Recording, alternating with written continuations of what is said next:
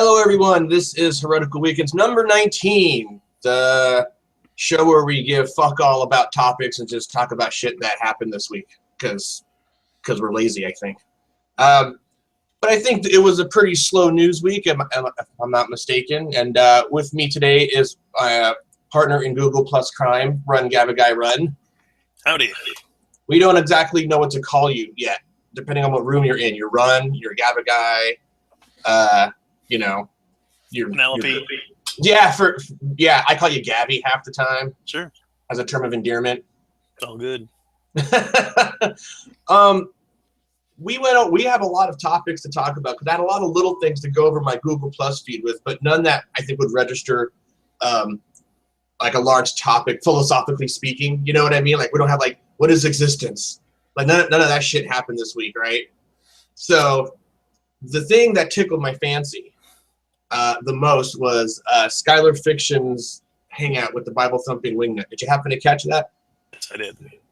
So we're going to be tackling that first. We got a whole slew of other shit that I have going on. So it may be a little. We're going to hit this first, and it may be a little shotgunny after that, but it should be fun. So, what did you think of the Skylar wingnut situation? Give me your wows with your wisdom, Gabby. Tim, the Bible thumping wingnut, as well as many of his ilk, do not seem to understand that the subjective morality that Skylar is, believes in. Trying to say that, there are implications that may not be satisfying, from a perspective of, wanting this moral objectivity.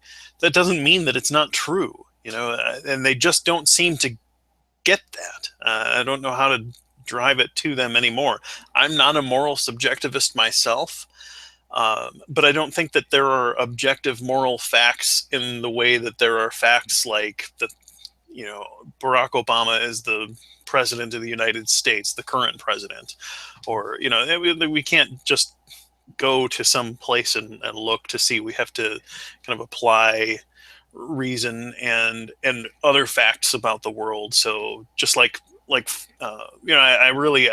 personally like Sam Harris's conception, and I know there are critics of that, but that taking facts about what it is to be human, biological facts about just our existence and what it means to be healthy and well, and then take into account, some other things about the fact that we value our lives and value being well. All of these things can be kind of put into, what you would say is a kind of a formula, essentially, to try and determine which actions are good or bad. And that's a much more kind of complex subject, but to say that that we just don't like the idea of subjective morality, and therefore it can't be true. That's not the case, nor does it mean that even if it was subjective that we couldn't say and be critical. I can look at what someone else is eating, and if there's, let's say that there's not anything morally objectionable about what they're eating, but I can still look at it and say, yuck, that's gross. How can you eat that? Right? I can still be critical, even if it's completely subjective, based on our tastes and the way we understand and interpret flavors and textures and things that we consume. So I just don't know how that point seems to be completely lost on the Bible thumping wingnut. Well, he doesn't do. You can already tell by speaking to him that he's not as quick as the other guys that he, hides behind. Right. There are times where I want to be at least, I guess, gracious on some level and go, well, maybe he's just formulating a thought, but I don't think that's the case. because every time Skylar countered a point, he would just repeat the same point again, like he didn't get it, you know.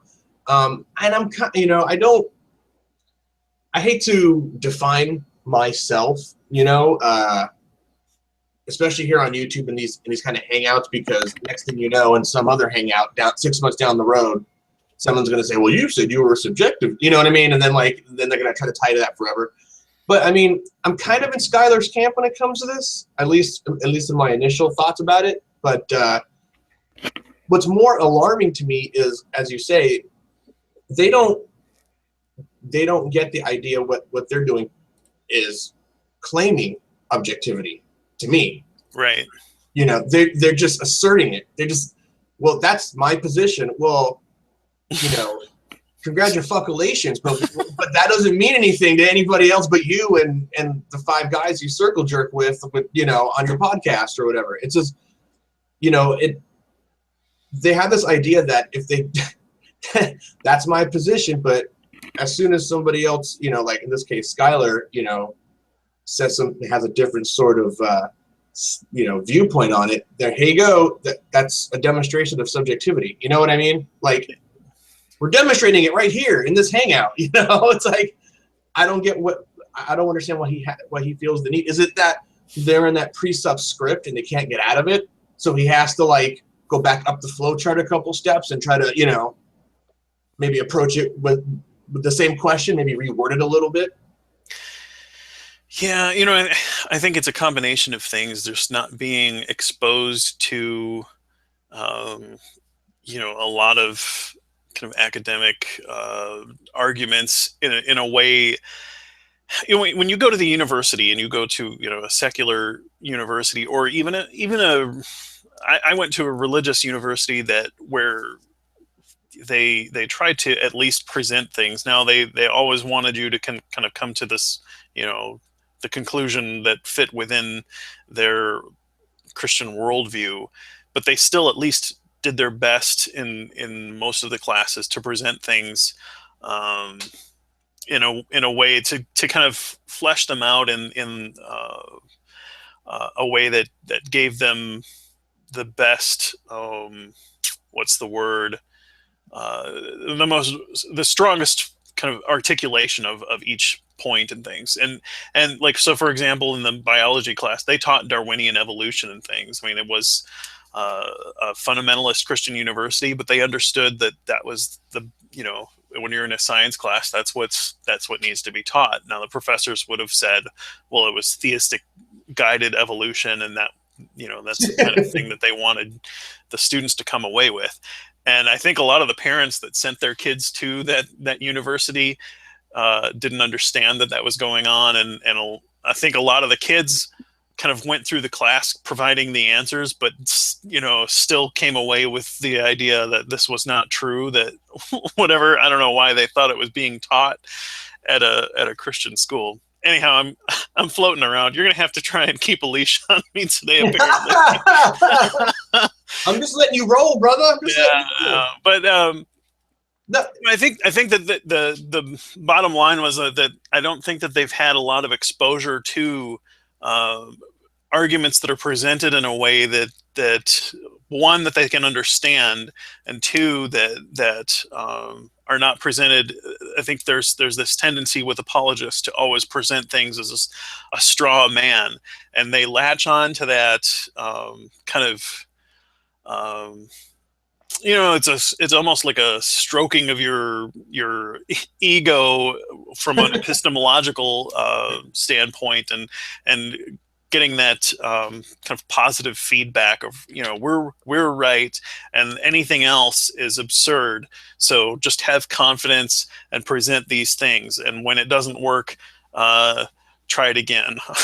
Well, the thing is, and I think this is the part that was really lost on Wingnut, was, at least, you know, Skylar.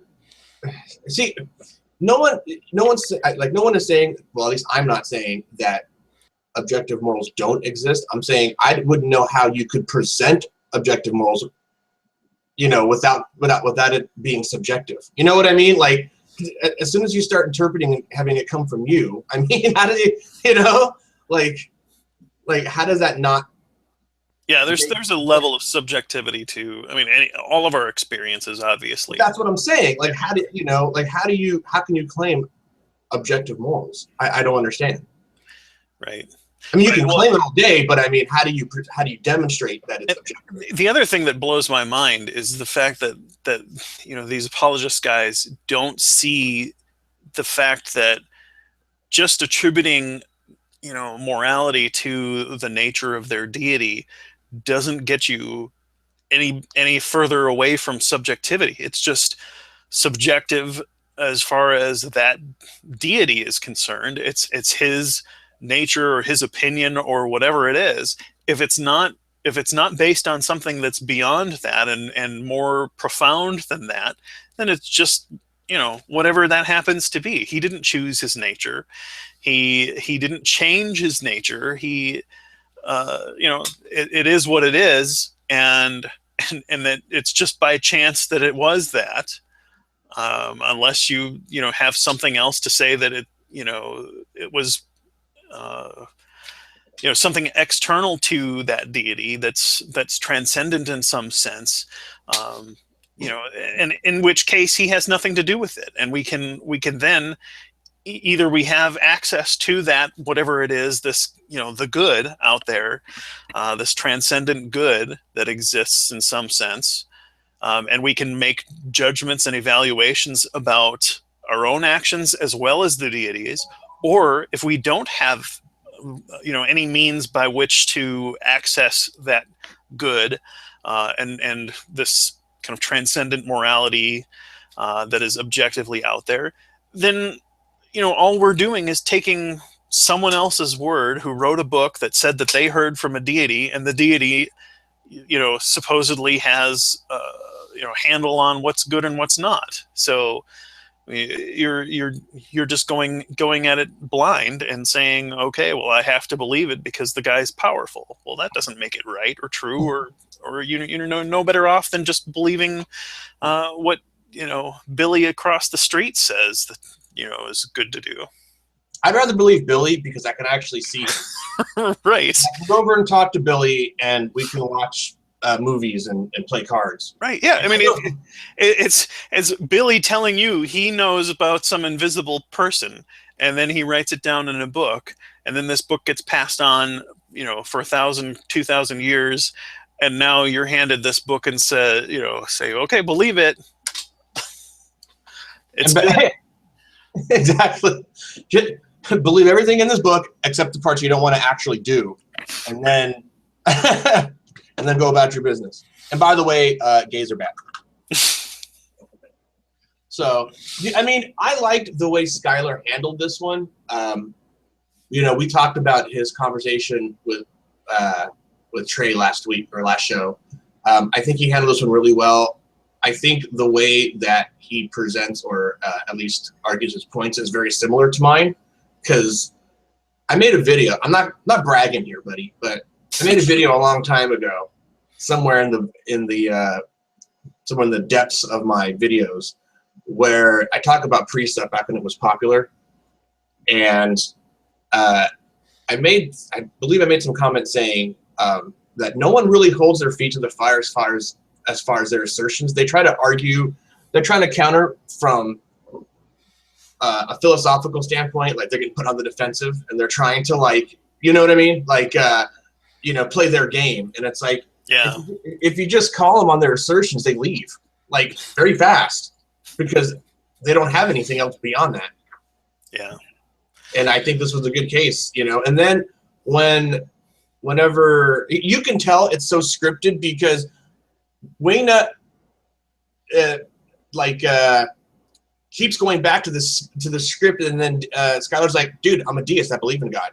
You know what I mean? Yeah, that's the other thing that's really entertaining to watch, is these guys struggle to deal with a person who's not an atheist, and who accepts the idea of a God, a creator God, but does not follow their path beyond that. They don't know how to navigate through that next step.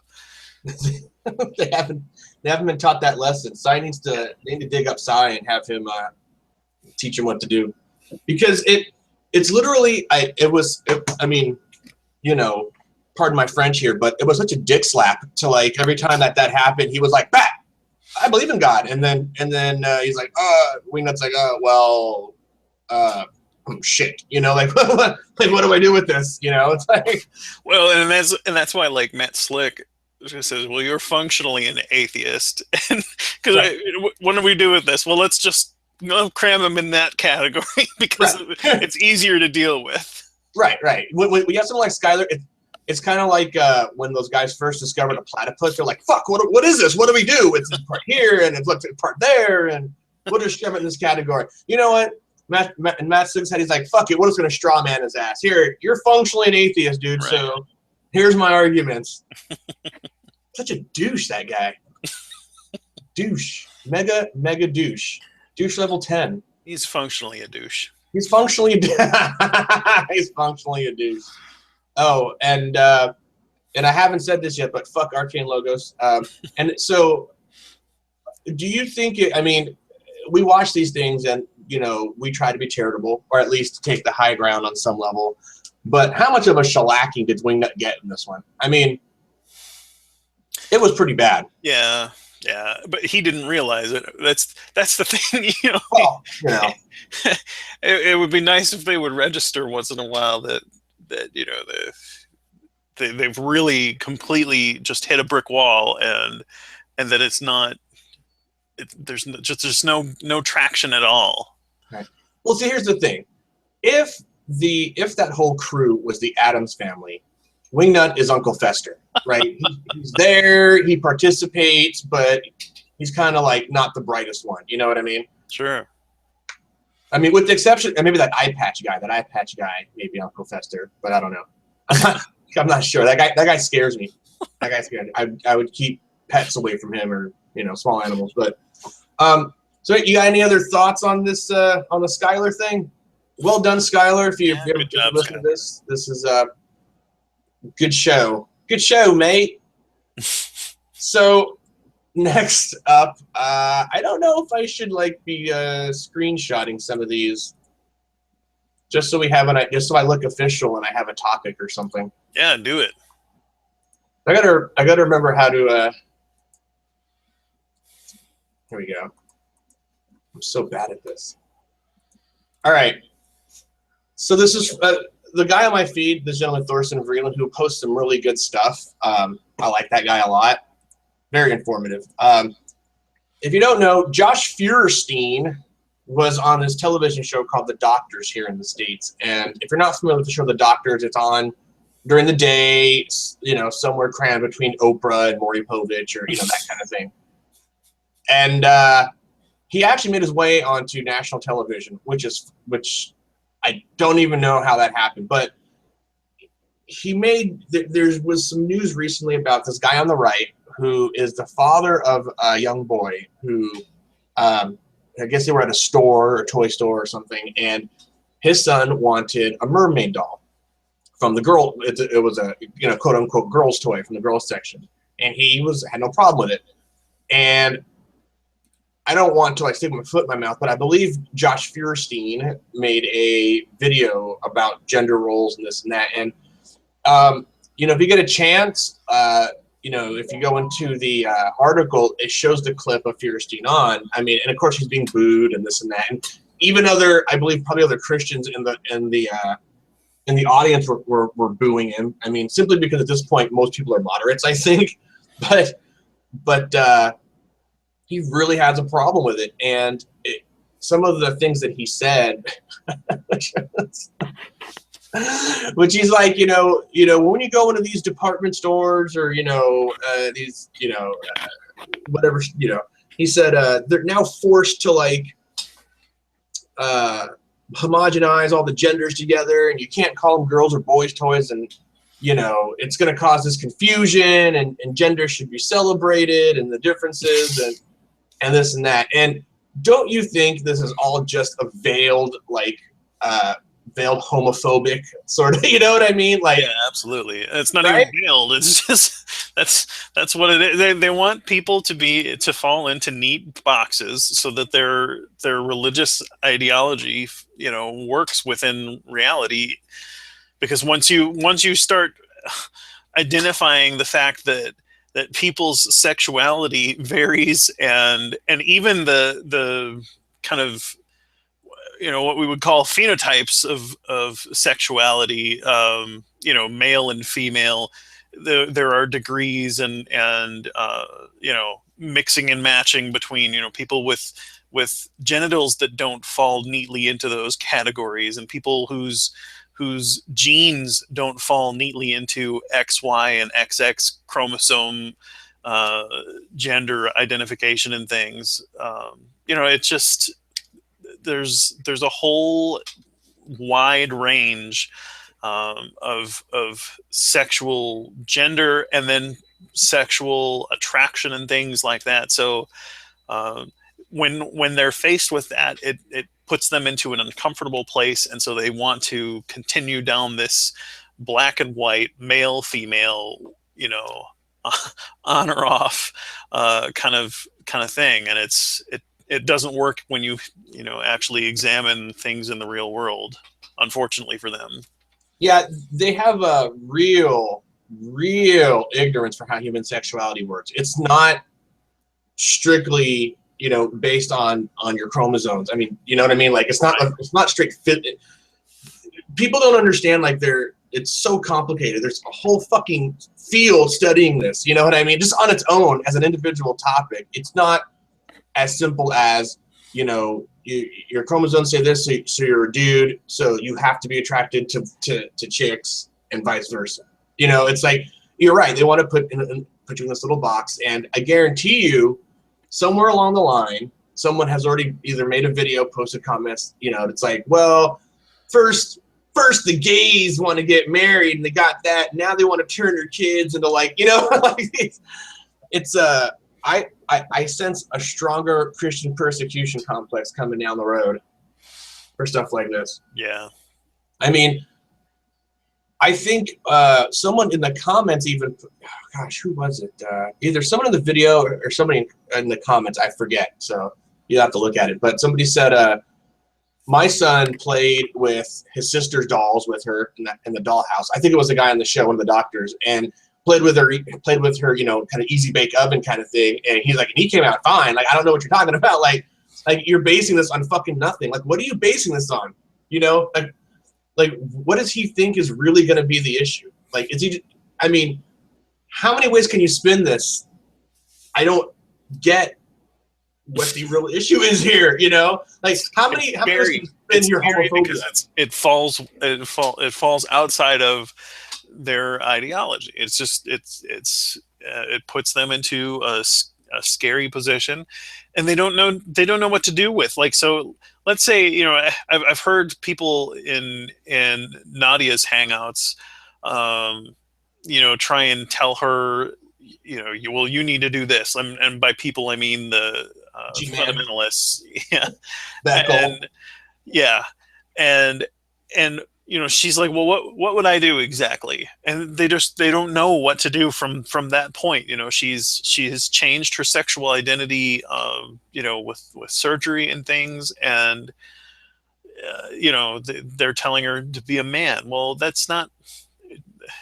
You're past that now, anyways. Even if she wanted to, that's not. It's not feasible, and it's not what she's about. She has identified as a woman, and that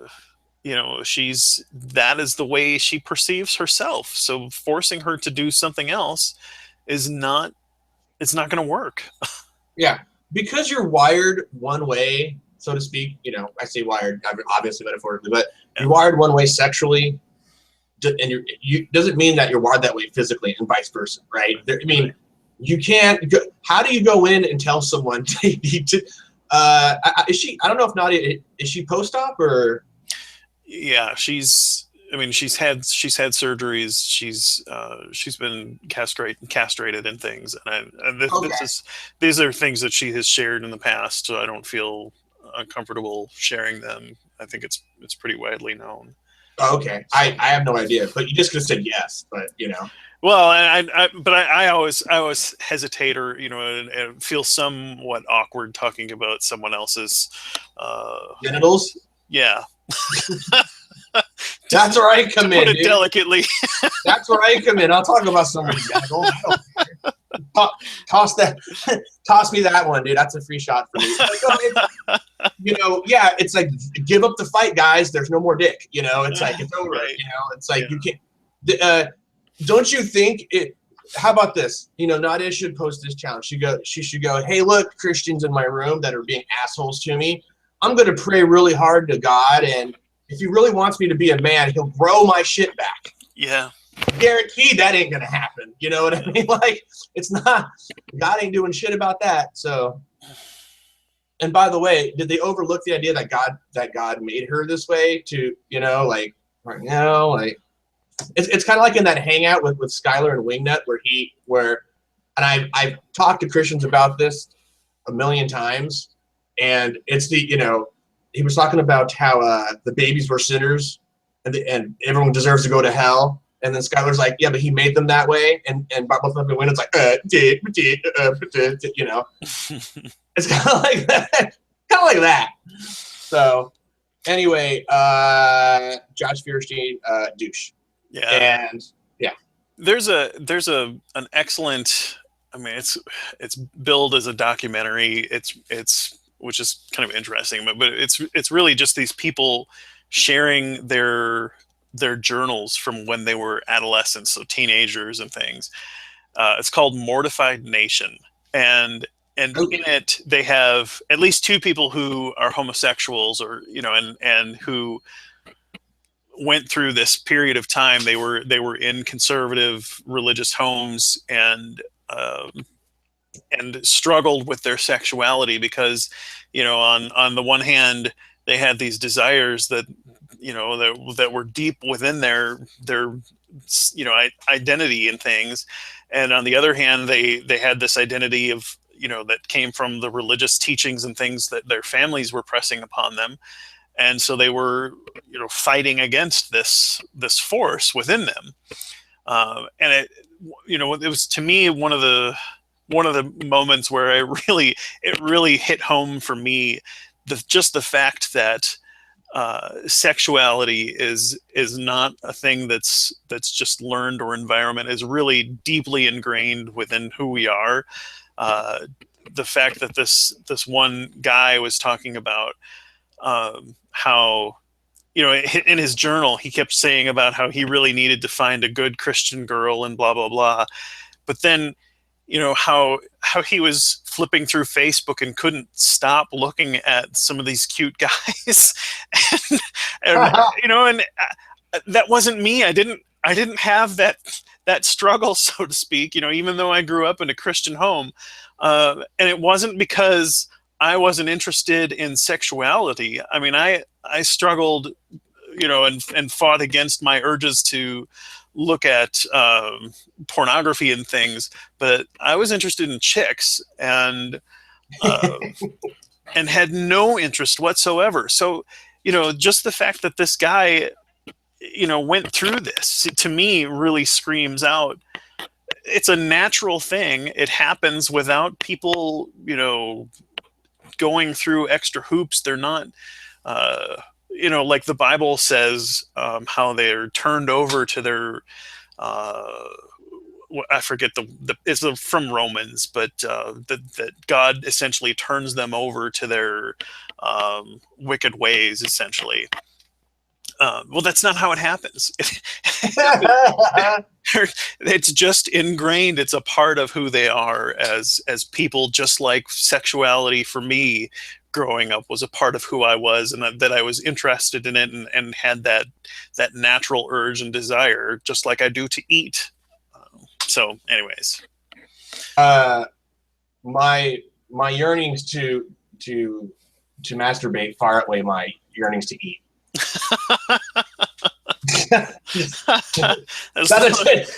As long as you don't let the one out completely outweigh the other one, then right, I think you're right. okay. Yeah. Yeah, like like there's a skeleton with his hand on his dick, and it's like, what happened to that guy? Oh, he decided to not eat and just rub one out for a week straight.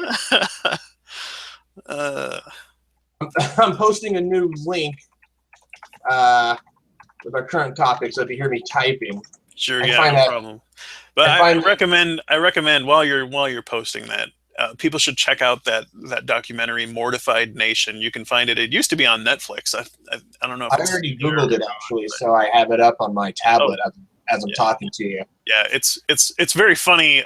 Apart from that, the rest of the documentary thing has nothing to do with any of that. But it's and apparently it's like a movement. There are regular sessions where and kind of chapters where people participate in this thing where they read their journals from, back when they were teenagers, in front of live audiences.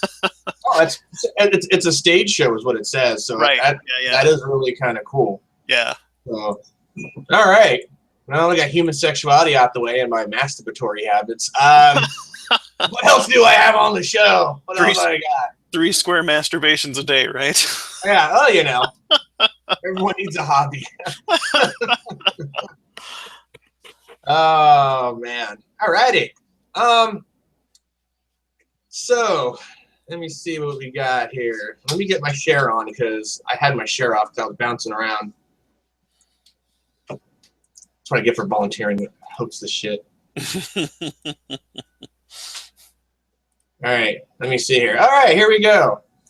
So this came up in my feed today. Ben Carson, the world's dumbest brain surgeon. Probably not the world's dumbest because he's a smart guy because he's a brain surgeon. However, this came up in the class of people who qualify as brain surgeons. Maybe he's right. Certainly on the low end, I would think. Yeah. He the low-hanging fruit of brain surgeons, I guess. But yeah. I don't know. Like, if I'm getting brain surgery or any type of surgery, keep that shit a secret for me because I don't want to. There's these great memes that you'll see every now and then that come up, and it's like doctors, and they're like, and they're praying like, we're gonna forgo this surgery and like just pray you to back to health or something like that, And there's like another one that says like, it's like an old comic, like an old illustration, and they're doing like heart surgery, and one of the bubbles, it says something like, I swear if he thanks God for this, I'm putting the tumor back in or something like that. And it kind of worries me in a way when a guy like this, established brain surgeon, comes out and says the world was literally created in 6 days. That worries me. Yeah, and to think that this person is one of the potential people who could be running our country. Oh, that's right. That's the other thing. Who could be elected to have his finger on the button, who believes in an invisible deity, and who believes that the world was literally created in 6 days and is only, I guess, what is this? Apparently the universe may be millions of years old, but life was created in 6 days. Okay. Yeah. Now, we talked about Skylar and Wingnut, but Skylar had another conversation with Seamus, I think that day or the day or the next day. Yeah, it's been a really busy week for Skylar. Yeah, he's on a roll. You know what I mean? Like Sky. It's funny because Skylar and I put forth argumentation in a very similar way. Excuse me. And so it's fun to watch him because it's just like I don't have to do anything. Like he presents it like I would, so I'm like, sweet, I can just watch his shit. But Seamus was saying that since this life is temporary and we're eternal beings, having a guy like that with his finger on the button scares the shit out of me. You know what I mean? It's like, well, we're gonna live forever in heaven anyway. Well, I am, and all the people in my church, but all the other guys, Yeah, that scares me. Just what happened with Bush, both of them scare me. That cock block for like stem cell research and shit like that is just frightens me. It shits all over progress. Yeah. Well said. Yeah. I feel I feel better about that. Yeah. Do you have any thoughts on Ben Carson? He's not going to win. No, I don't think so. I think it's interesting though. I think as of last week he was still second in the polls. It'll be interesting. Once Iowa and New Hampshire happen, those primary kind of runs, or I guess one's a caucus and one's a primary. But anyways, once that happens, the field will kind of shake out, and we'll start to see what actually matters with regard to who's on top. Because once you can build momentum there, that's where the rubber really meets the road.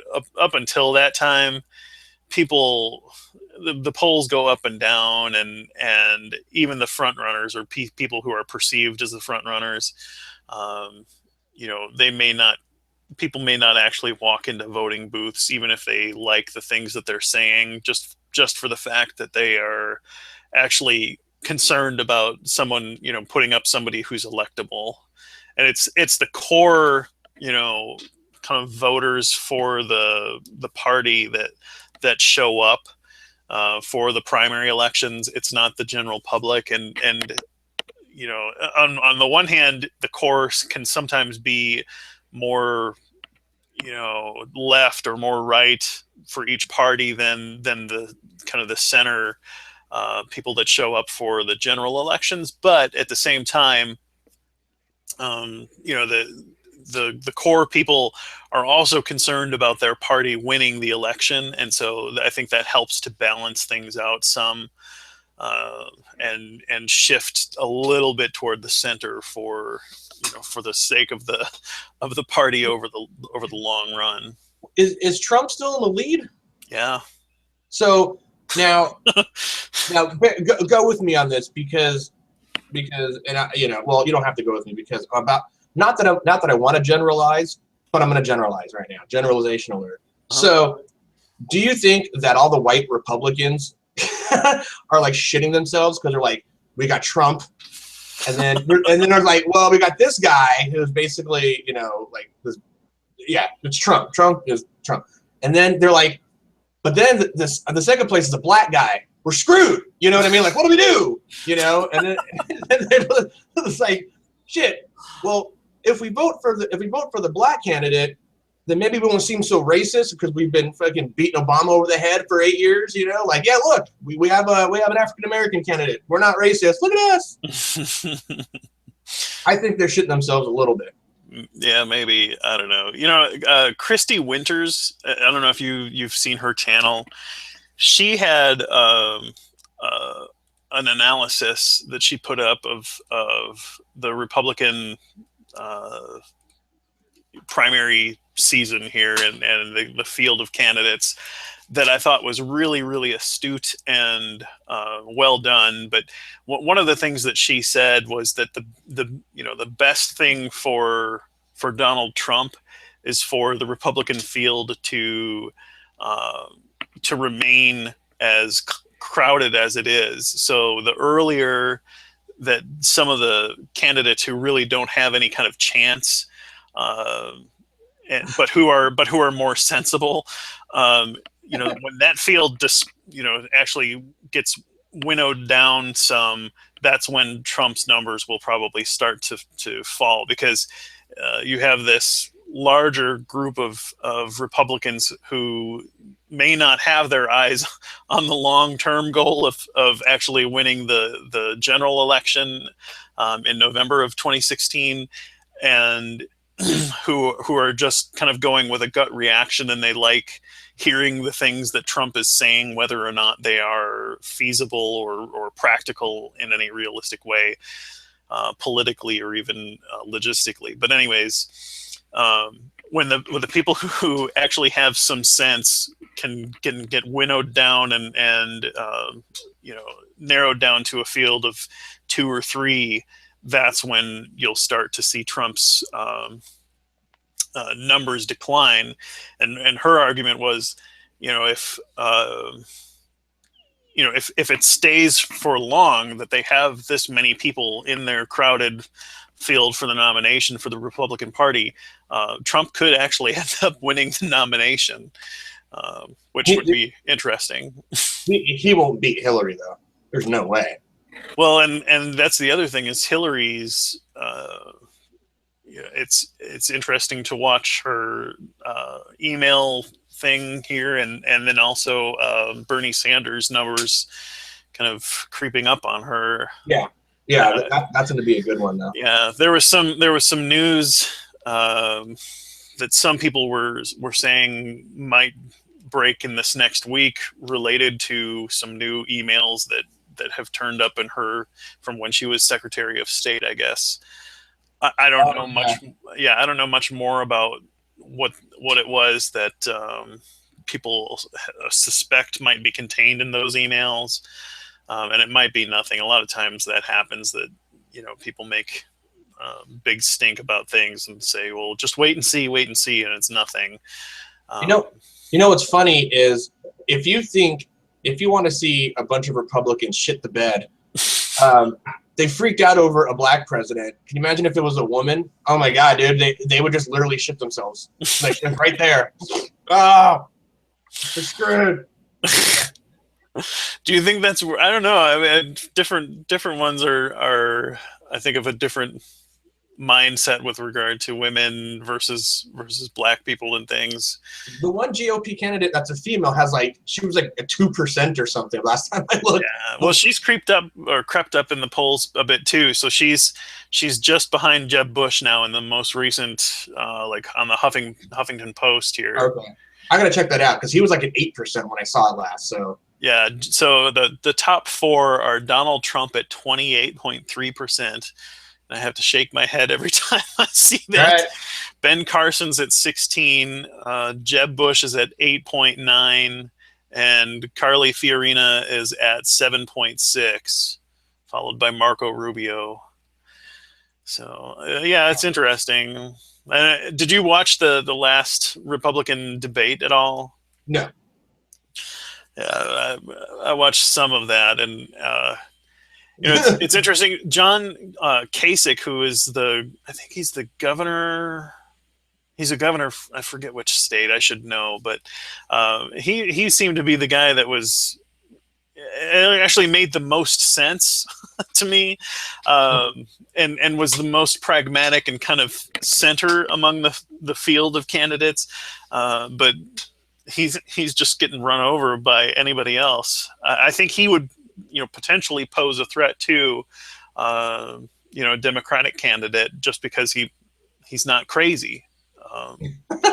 He's conservative, and I disagree with a lot of his stuff. I disagree with a lot of his positions on different issues and things, but he's not completely nuts. So interesting. Well, there you go. Yeah. All right, that was our political spot for the month. Yeah, don't get me started. I really enjoy politics. Oh, do you really? Yeah. Oh, we got to do a politics show. Yeah, definitely. It'll just be you talking for like 3 hours. It'll be like Nadia's Hangout. It'll be like 20 hours and just talking for a whole time. So I got this one for you because this made me think of you. And let me see. Let me get my share on. Oh, no, it's not working. What the? Jumping judges with that. You broke the screen share button. It's Google. Google plus hate. All right. So this came up on my feed from the Richard Dawkins Foundation for Reason and Science. Praying for your team to win. How does it work? Why evolution is true. I don't know how they've always rolled together from a headline. However, if you look there, it says belief that supernatural play in sports. I'm not sure if you can see that clearly. Not clearly. I can see the chart. Okay, so I'll go over it. So the first chart, believe in some type of supernatural force. The red one is football fans. The beige one is all fans, and the green one is other fans. So it's a pretty high number there. The second column to the right says pray for God to help your team. Again, football fans first, all fans second, green, other fans. It goes down the list. Believe team has been cursed. Football fans, again, number one. I guess it's the same thing. Number one. Beige 25 for all fans, and other fans are green. And then last one's perform pregame or game time rituals. And again, the fact that this shit even registers on a list boggles my mind, to be honest with you. But do you know anybody that prays for their team to win? Yeah, well, so I mentioned this to you in the pre-show, but there was a guy who I know on Facebook. I knew him from my church growing up, and he posted something. I'm from Wisconsin, and he is too, of course, and so everybody's Packer fans in Wisconsin. He posted a photo of a couple of the Packer players praying apparently before the game, and his comment was about how prayer makes a difference. And I I private messaged him and said, "Do you really think that that prayer makes a difference for the Packers, winning their games and things?" He didn't. He never responded, and I think like it's funny. We talked about Josh Feuerstein a little while ago, and this same guy had messaged me privately, or no, he put up a thing. No, it was a message. It was a private message that he sent me to like Josh Feuerstein's page on Facebook. What? And I said, no, Josh Feuerstein's terrible. and this guy on Facebook doesn't know that, that I'm not a believer, but he said, well, why? Why? And I messaged him back and said, he's puts forward terrible arguments and whatever. And I shot him. Seth Andrews, the Thinking Atheist, did a video responding to one of Feuerstein's videos, and I said, I think this is a thoughtful response to Feuerstein's video. This is a good representation of why I think he's bad. And so since that time, this guy really hasn't interacted with me very much at all. So I don't know if he's completely written me off, and that's why he didn't respond to my question about the Packers praying making a difference. But I somewhat suspect that that I've put him off of me. So what are you going to do? Well, yeah, I find that when I deal with everyday people that identify as Christians or religious, or there's that hazy part where they say I'm spiritual, which generally I get a lot, which is I believe in God, but I don't go to church or follow any tenets. You know what I mean? Right. That's what that's the explanation I sort of normally get. But,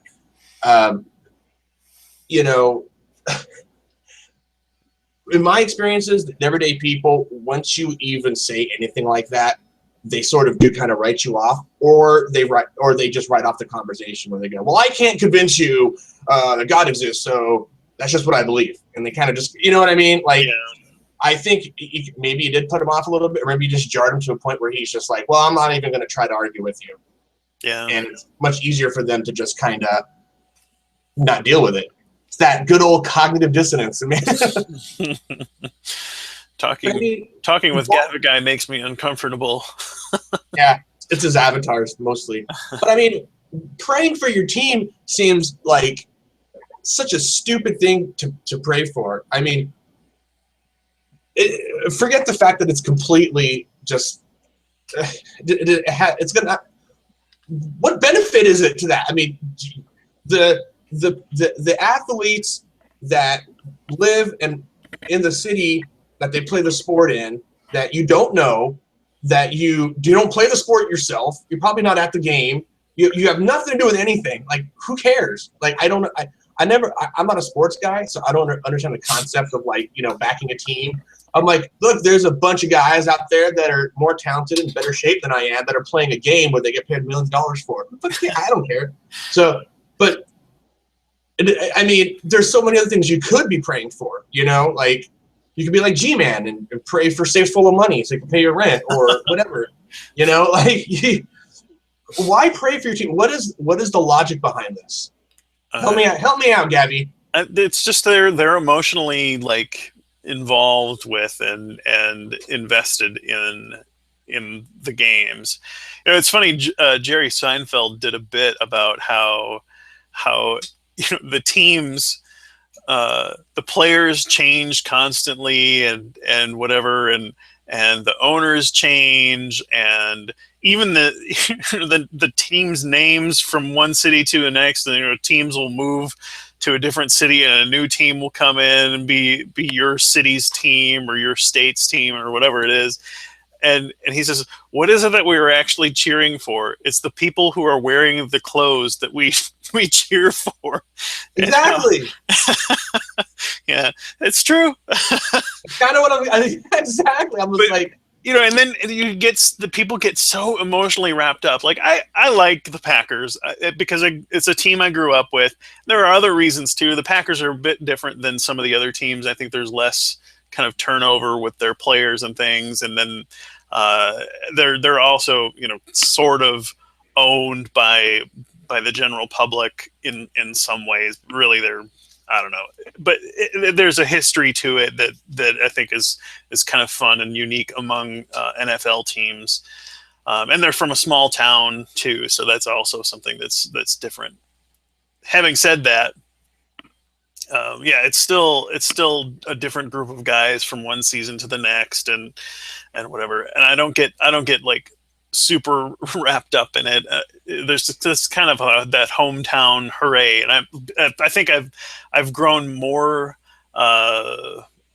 What do you call it? I'm a bigger fan now that I live outside of the state than I ever was when I lived in the state. So it's that kind of connection with home, I think, is the bigger draw for me. Yeah, you live in sort of like some country bumpkin state. I don't want to say which one, but I'll say it, Arkansas. Oh well. Yeah. Well, there you go. You would be yearning for any place other than Arkansas. If you lived in Arkansas, you would go, you know what, fucking Libya doesn't seem that bad. You know what I mean? Like, whatever there.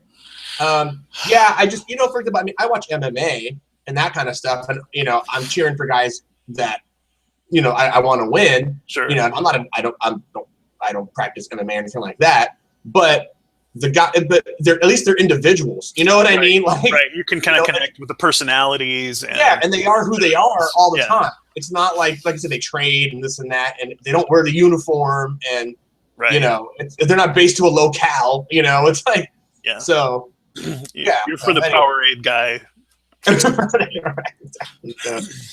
All right. So what's next on my list here? I wanted to. What are we doing? Oh, so I found this post from Ken Ham. We won't spend too much time on Noah's Ark because it's fucking Noah's Ark, people. All right. All right. Should we have to get in fucking Noah's Ark? Okay. Anyway, sorry. I'm back. I'm good. Okay. So there's a picture of Ken Ham, and there's his Noah's Ark thing in the background. And as you can see, there's a crane in the back. There's a concrete wooden structure. It's on concrete bases. And he's at a grandkids photo time with his wife Mally and his 4 of 14 grandkids. There's more. There's more hams coming, guys. Be prepared. Great front of the life-size Noah's Ark construction site yesterday in northern Kentucky. That's in your neck of the woods, Gabby.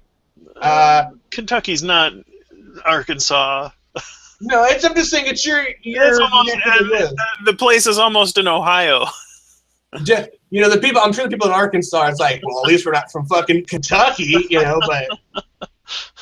But so somebody posted. This is the part that I found funny. Somebody posted, I didn't know Noah had a crane, which you can see there's a crane in the corner. Right. And Ken Ham's response is, why wouldn't he have had a crane? You like us were not there. We assume he was intelligent, probably more intelligent than the people who built the pyramids and other structures in ways we do not understand today. Why wouldn't he have had a crane? Well, shit. There's probably a million reasons why he didn't have a crane. But what would have been great would be evidence for a fucking crane, which he did not have, obviously. The thing about Ham, which cracks me up, is he's spending millions of dollars. He's got like giant machinery, and he's building a replica of a boat that he really doesn't know. The description in the Bible is pretty vague, right? Like there's a size and there's like a this and that, but we don't know the architecture, like how it, you know what I mean? Like the innards of how it was supported and this and that. And he doesn't realize that, well, shit, was it 9 people that were there? Yeah. Like how did they do it with Noah and his sons? Ham and Seth, I think, were Noah's sons. Yeah, you're a Bible guy, Gabby. Help me out here. So, well, they had some wives and maybe some children too. I don't know, but yeah, it was just a handful of people. Right, but if your response is going to be, well, how do you know they didn't have cranes and dump trucks and there's like hundreds of workers that work on this thing. It didn't bother him for 1 second to sit there and go, well, fuck. Maybe this didn't happen exactly how I thought, but. No, it was. I'm sorry, I misspoke. It was Shem, Ham, and Japheth, or Japheth. I think there were 3 sons. Yeah. I think I scared Floyd. Oh, what happened?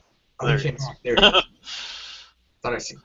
But yeah. So how big was the ark? It's about that big. See the one?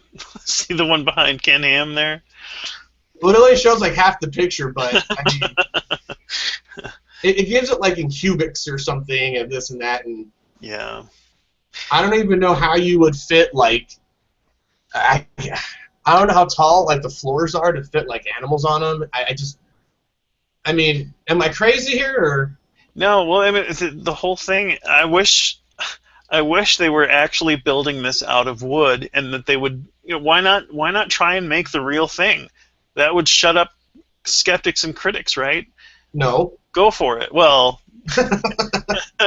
I mean, from their perspective, if they really wanted to convince people who said, well, no, this can't be, show us. Put your money where your mouth is. He's making this out of concrete and steel and using cranes and all this stuff. Go out there. You've got a couple kids apparently and some grandkids. Make one. Make us an ark. Let's see it. Just with Ham and his grandkids, he has like double the amount of people that built the original ark. So yeah, I mean, yeah, it just I don't get it. And when we have hangouts and people are like, "No, the Bible is literally true," my head wants to explode. Like, just come off my freaking shoulders. Hi, Floyd. Hey guys. How are you doing? Okay, seem to have some technical difficulties with my browser here. Some of these toolboxes don't work. Yeah, well, when we first started the Hangout, Heathen had problems. Like the button that was supposed to make it go live wasn't even there, so we had to restart the Hangout. Yeah, I had to refresh twice. It's better, but my Hangout toolbox is not working at all. Yeah, Google's messing up here. Wait, speaking of toolbox, so Arcane Logos. Now, when you're all ready to jump in and your stuff works, Floyd, go ahead. So, Skylar Fiction put up another great video called "The Definition of Gullibility," and in it, he had this interaction with Arcane Logos, where somebody I guess somebody posted this thing with Donald Trump that says, "We need to deport all blacks back to Africa. Black people are lazy and filthy human beings." And they have this interaction where Skylar's like, "Well, this is probably fake, right? I mean, he someone so high profile isn't gonna say something so stupid. He would be just burned alive, just skewered, Right. And Logos is like, well, if you could prove that it's wrong, then I'll take it down. And it's like, yes, Skylar is going to call Twitter and have, the guy from Twitter take down, you know what I mean? Like, it's just ridiculous how does someone like Arcane Logos not walk out into traffic and get hit by a car or follow a butterfly off a cliff or something like that? Because he falls for everything. Everything. Yeah, you got to do some research. Brett Keane a while back kind of fell for that. There's a Hitler quote floating around the internet, which basically says that like Hitler is like totally against Christianity, he wants it destroyed, stuff like that. And Richard Carrier actually did research on that, and it turned out to be a forgery of a French edition of Hitler's Table Talk, which is like a bunch of like notes that were taken like during his meetings or so forth. I guess it's similar to Nixon's Watergate tapes, something like that. But it ended up being like a forgery that was put in like a French edition of it or something. Yeah, it seems to be him and Tommy Hall especially seem to really want to buy into these conspiracy theory things. It's like they don't even try to do any research, like the idea that they just take something and run with it without question just frightens me sometimes. That these people, I interact with these people, I probably walk past by them on the street or drive next to them in traffic when I go to work. That somebody that believes that birds fly by farting is literally like driving next to me. Like, I don't get it. Did he? And then the whole Ark of the Covenant being a power source. I know that came up like what, last year or the beginning of this year or something.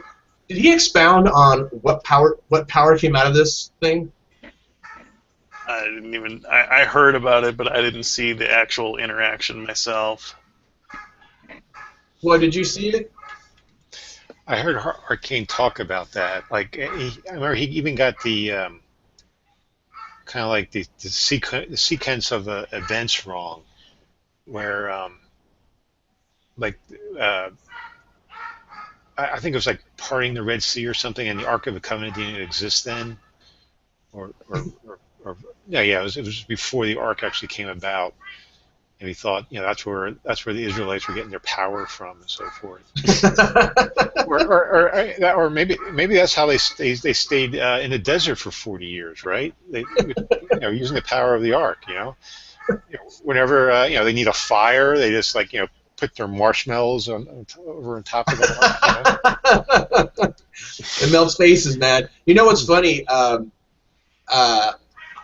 value Floyd because Floyd's an educated guy and a serious guy. And then Floyd always comes in like right after all our more serious topics. You know what I mean? Like we got into politics a little bit and stuff like that. And he comes in right in the Arcane Logos section, like, oh, shit. Sorry, Floyd. But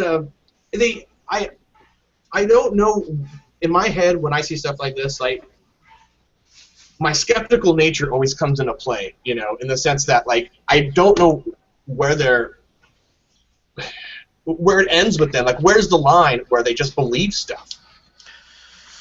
Yeah, well, it's, for all of us, it's hard when we see things that we expect because they fit into when they fit into our worldview, and that's when we're least skeptical, right? So, apparently Arcane Logos doesn't like Donald Trump and thinks that he potentially could say something this crazy.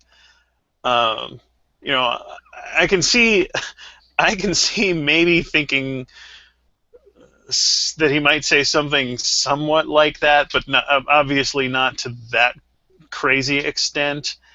But it would be everywhere. There would be no avoiding hearing about it if that was the case. And one tweet on Twitter wouldn't get you there. But oh, go ahead. I'm sorry. Well, I was just gonna say, but the fact that Arcane bought into this, he's obviously not thinking about, well, what would I expect to see if this was actually true, and instead he's just thinking about, well, could this possibly be true, and it fit within his thing, his expectations, and that kind of knocks out his skepticism to the point where he's just willing to accept it kind of on its face. It just seems like there's a sudden lack of critical thinking. Yeah, I don't get that at all. It's like, hey, I talked about this before. Growing up, when I read the stories of the Bible, I was like, no one really believes that these fairy tales are literal, do they? I mean, I just couldn't swallow the pill. I just couldn't believe that we should take these stories seriously. I mean, it was no different than the other child stories that I was reading. Um, you know, uh, just hearing the Noah's Ark story, it's like Noah get all these animals, 2 by 2. You see like cartoons of it, like all kind of like they're in like a straight line, all going up the ramp into Yeah. the ark. It's like no one really seriously thinks that's the way it was, do they? And then you got to start imagining, oh, they're under God's spell or something, and it's like, this is, and you just don't see that in real life. So it's like, oh, now I immediately say, oh, well, it's allegory, it's symbolic, it has moral lessons or something. But over time, I learned when they say, oh, it's allegory or symbolic, what they're really saying is, oh, just ignore it, just ignore the detail. Stop thinking is essentially. Yeah, don't worry about it. Yeah, just say you accept it and move on. Just move on. I find that when you press any story for so long, most of the time you can get them to a point where it's allegorical. Don't worry about it. It's allegorical. Yeah, he's one of those guys that thinks like that the pyramids were built by the technology was given to us by some other force or something like that, or was built by aliens or something. I don't want to misquote the guy, because that would be crazy for him to buy into something like that. But anyway, I don't understand this line of or non-thinking. But with that said, last but not least, or almost last but not least, is our favorite guy, Tommy Hall. Self-admitted troll, also conspiracy theorist, and just all-around douchebag. And this was from an actual Gaba guy. I blame Gaba guy for this entire interaction. He brought this upon me. The God hate facts, and then he put like what fact? And I was jokingly put, yeah, stuff like non-flat Earth, evolution, germ theory of disease, size and age of the universe, yada yada yada. And his response is like, dumb answer. What the fuck, man? I'm like, I don't know. I was being facetious, but I mean, I was being kind of serious. You know what I'm saying? And so I put, dumb answer, and I put for a dumb person. And then he says, stupid thing is none of those are facts at all. Be careful who you call stupid. Be careful of what, dude? Are you gonna come at me with a fucking rake? Like you're a lawn jockey guy? You're just fucking a raker, dude. Like you mow lawns. Like who cares? And so we didn't get into it too much, but I said, well, Tommy, you're not exactly known for your super intellect. That's why you mow lawns for a living. And then he says, I go where the money is. I own rental properties, and what do you do? And I said, considering you're an anti-vax, anti-science, and possibly self-hating homosexual and a conspiracy nutter, it's not like you can just get a job anywhere. And then he stopped responding after that. So I'm not sure if he blocked me. Oh, no, he responded one more time. Saying I only blocked people who refrain from hurling insults. My guess is that I blocked you before, and this is an account versus a sock.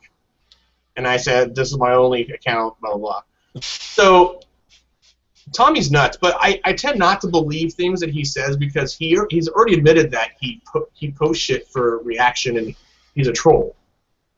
Yeah, that David Hamilton guy that also was popping off little comments in that. Oh, that guy's a dude.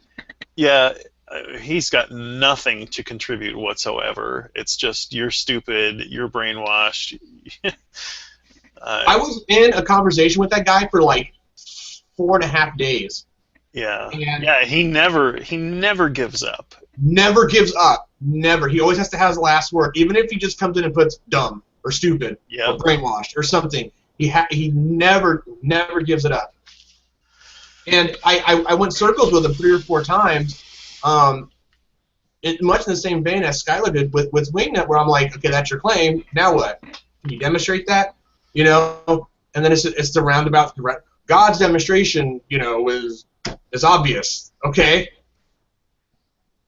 There's another claim. How's it obvious? You know what I mean? Like, yeah, he's like, I actually like him less than Tommy Hall, but more than Arcane Logos. I don't know how that works. That's an interesting little kind of scale you've got going on there. remember I was going to do that scale, that test for all the fundamentalists, like a point scale, and like give them points and see who's the craziest. That's an interesting. Yeah, it could be a fun exercise too. What do you guys do with conspiracy theorists that don't want to give it up, or that guys like Tommy that are just, even when they've been in rooms and hangouts, and some nice person will come in like Jackie or someone and go, well, they're in a room, there's 6 other people, they're getting yelled at, they're being attacked, so they're going to get defensive, that kind of thing, blah blah blah. Which is a nice thing to say, trying to put yourself in someone else's shoes, but they're display the same behavior irregardless of where they're at. Right. Yeah, I don't know. I had an exchange with Tommy over the last couple of days. He posted this thing of a guy doing flips, and it's just a GIF, and the gymnastic abilities of this guy are really quite incredible. He starts from a seated position and does a handspring, like just flips over. He gets airborne from sitting on his butt and does a handspring, and then starts just doing multiple flips backwards. Anyways, but Tommy's comment was, "Hey evolutionists, if we're so similar, why can't chimps do this?" Well, I believe in God. It doesn't take much to convince these guys. They stop. The critical thinking stops at some point. I don't understand. I told, oh gosh, who was it? I told this to somebody in the car this last week, and I used evolution as an example because it was just the easiest thing. And when I talk to people, sometimes I'll tell them this. I'll say, I'm going to ask you 2 questions, and I'm going to tell you what the questions are. And then I'm going to ask you those questions, and and then have you answer them or whatever. And I said, A, give me your best workable definition of evolution. No tricks, just tell me what you know about evolution. And the second question is that knowledge you have about evolution enough for you to dismiss it or not accept it? Are you comfortable with that? And when I ask them the question, they'll answer the first one, and they always pause out on the second one. Because people don't generally have a good working definition of what evolution is. Yeah. I want to say hi to Foxhole Atheist, by the way, who I believe has a TV show somewhere on the YouTubes. Am I not mistaken? Yeah, I do a show called This Might Get Vulgar over on Secular TV. Yeah, I see you pop up on my feed every now and then. You look like an atheist should look. Hey. That's what I imagine. Like you're just missing like a long black trench coat or something. Well, I had one in the military. Actually issues you one, so. Yeah, weren't you in the military? You were in the military, right? Like you were a sergeant or something, or am I mistaken? Yeah, I was. See? That's actually why I adopted the name, because I joined the military as an atheist, and I served my entire 8-year contract with as an atheist. Did you run into any flack for that when you were out there? Honestly, no, not a lot. But the environment, as I understand, has changed radically since I exited the military. Oh, okay. And how long ago were you in? It's about 5 years, 6 years ago. Oh, okay. Okay, I got you. Because I just saw a picture on my Google Plus page not too long ago, maybe a week ago, and it had a picture of a prayer circle, like military guys like out in the Middle East in a prayer circle or something. And it was saying something like prayer's a big thing or something like that. And just kind of curious. And it changes from unit to unit. I mean, you may get assigned to a unit where the leadership just isn't that interested in religion, or at least pushing religion on their unit. But then you get some units where you've got a captain or a first sergeant or whatever that wants to and actively does. And so that very much depends on the unit you're assigned to as well. Oh, okay. Now, have you had experienced that, like where you're like, hey man, or do you, like maybe when everyone lowers their head to like pray, like do you just kind of close your eyes so you don't get in trouble?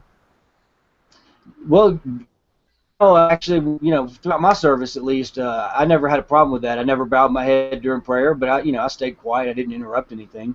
Okay. There were prayers though, and at the time I didn't really see that as the problem that I guess it kind of is. There wasn't an identifier for dog tags. I got a cat chasing a little mouse around in here he found. He's been playing with it for a while. So. My shop cat. But, you know, there wasn't an identifier for atheists for dog tags or anything secular or anything like that. I ended up non-denominational on my dog tags. There's no big. As I understand, there are some identifiers for that stuff now, so that part's gotten better. But it does seem like the press for religion in a lot of units has gotten much worse since I left the military, just in 6 years. Yeah.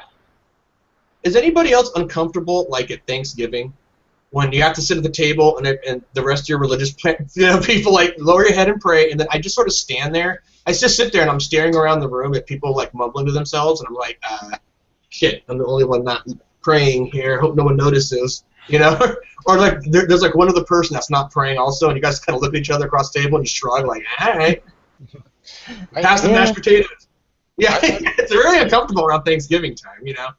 I bow my head, but I'm kind of smirking inside. But you know, the sentiments are kind of okay. We're just thankful that we have these things. But a lot of arguments go in my head at the same time too. It's like we're thanking God for His favoritism right now.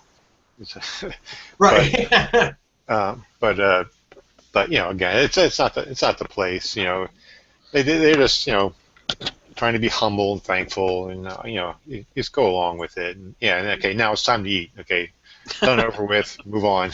Do you guys have this meme? This meme is pretty popular. It's like this middle class white family around the table. They're praying. It's like, thank you, Jesus, for this bountiful feast. And then like the picture below it is like a Mexican guy, and it says de nada, and he's kind of like this big like sack of like of stuff he's picked, and it's all. And then you realize it's like Jesus.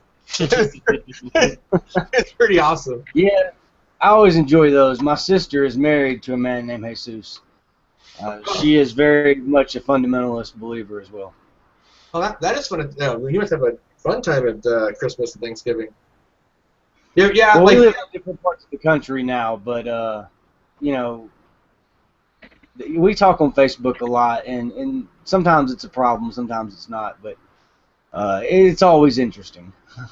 Yeah, we have a friend who's in a band, and his name is Jesus, and he's like the quietest guy in the band. He's just I think he plays bass or something, and then like he helps pack up the equipment, and then we're always like where's Jesus? And we go, oh, we found Jesus, he's over here, and like it just seems to never get old. Like when your name's Jesus, that joke never gets old.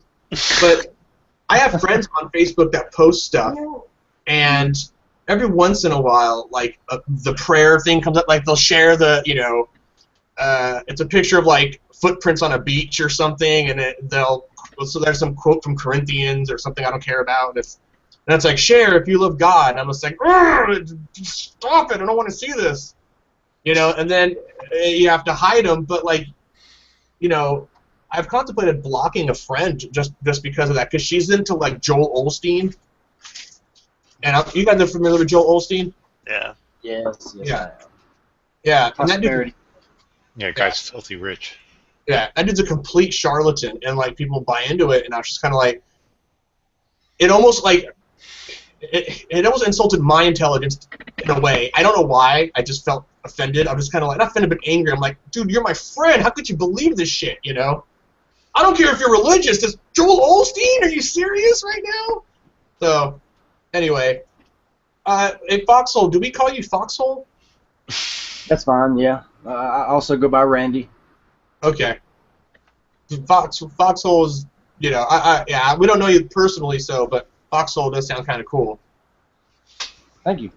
Yes. There's 1,000 jokes we can I thought it was pretty interesting.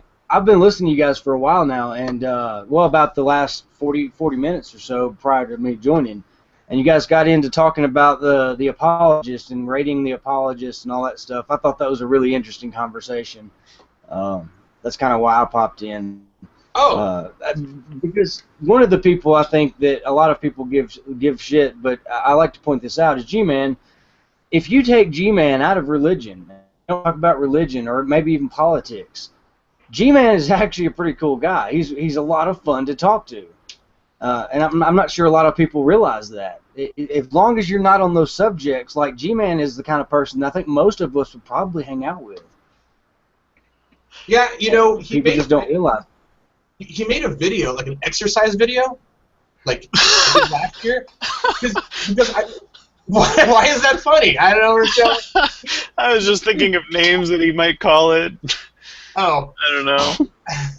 He made an exercise. Yeah, I couldn't help it either. About 10 different things ran through my head. And everybody liked it because the dude works out. I don't know if he works at the gym or something, but he works out and he he's in shape and all that. Yeah, he did a marathon, right?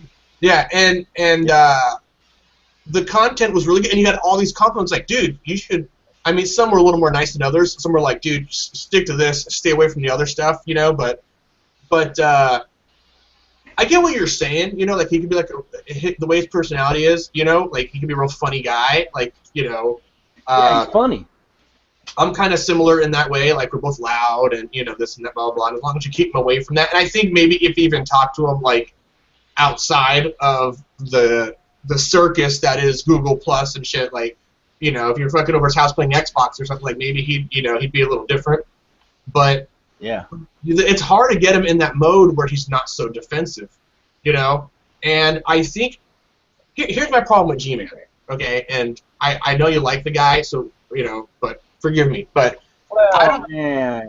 Okay. All right. I don't know if he was your bro or whatever, but to me, G-Man's biggest problem isn't his biggest chief problem is he has a comprehension issue, and he doesn't grasp complex concepts very quickly, and he relies on people that already believe like he does to they feed him stuff. Most of the stuff he says are repeats of what Beckel says or what Arcane says or that kind of thing. I don't think he has an original thought in his head, but when you try to explain stuff to him, either he's shut down to a point where he doesn't care. That was one of his complaints I hear about him, is that he doesn't care to he's not actually listening, he's waiting for a chance to speak. But sometimes people try to explain stuff to him, and he's just not getting it. It's like just bouncing off his fucking forehead, like and people waste valuable amounts of time trying to explain stuff to him, and it just doesn't seem to work. It's like freaking when you talk to your dog and it just sort of cocks its head to the side and it's kind of confused and doesn't quite know what you're saying. Like that's what I imagine going on in G-Man's head. Yeah, no, I agree. And to clarify, I mean, look, I have zero respect for G-Man's ministry, as it were.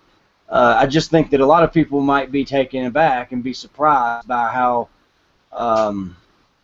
reasonable and how much fun it is to talk to him outside of those areas.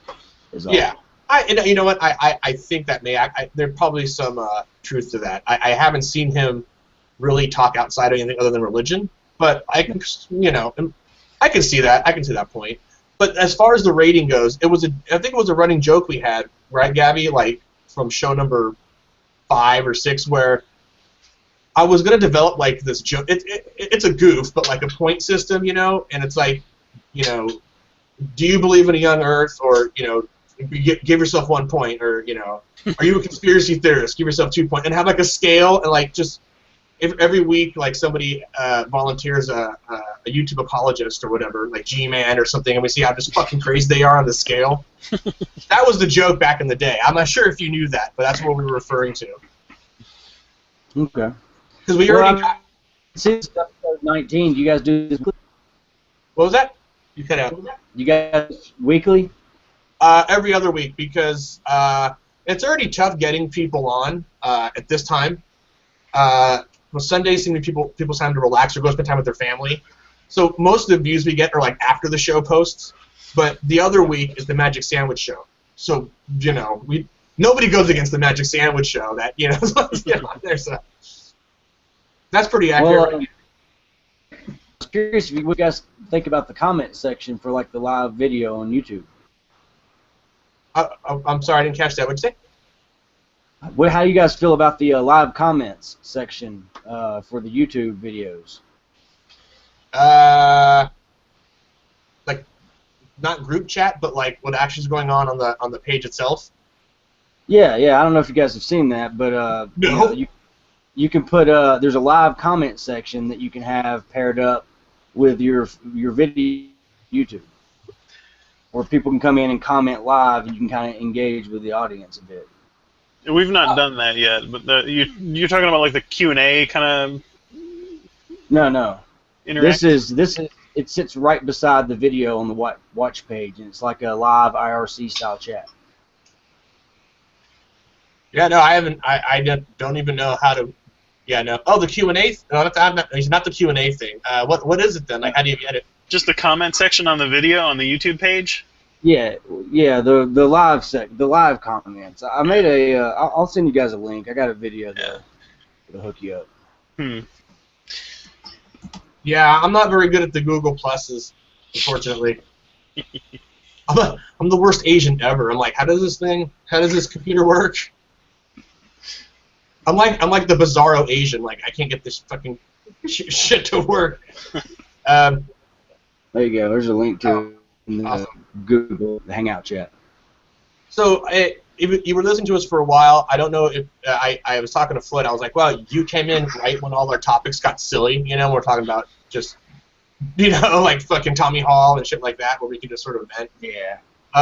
I saw this this thing today from Bill Nye, and he did a big talk, and it's like 4 minutes, and it's really kind of cool because to see Bill Nye speak kind of off the cuff, you know, a little bit, you know, and he's talking about abortion, which is always a hot topic, and how abortion should be left up to the woman, essentially, which is an overarching point. But his finer points were when people say that life begins at conception, you know, they don't have a workable understanding of how pregnancy works. You know, there's a sign behind it. Like 50% of the time, it doesn't even attach to the uteral wall, and does that count? And you know what I mean? Like, there's all sorts of things going on, and I want to encourage everyone to take 5 minutes out and watch that, because it really is. He really does. It's very interesting. He touches on a lot of good points. And I just had this argument, a discussion with somebody about abortion not too long ago, and they seem to be sort of on. They met me halfway, where they didn't want to completely outlaw abortion. You know, they wanted. I got them to at least concede that for rape and the life of the mother, it's okay. And then that person goes away and comes back and says, you know, a week later, I talked to this person again, and she's like, well, no, it's a life. I changed my mind, kind of thing. Like, no, it's a life of conception. It's special. And I'm just kind of like, okay, well, like the 3 hours I just spent talking to you flew right out the window. What happened? Just fucking like, what happened? You know.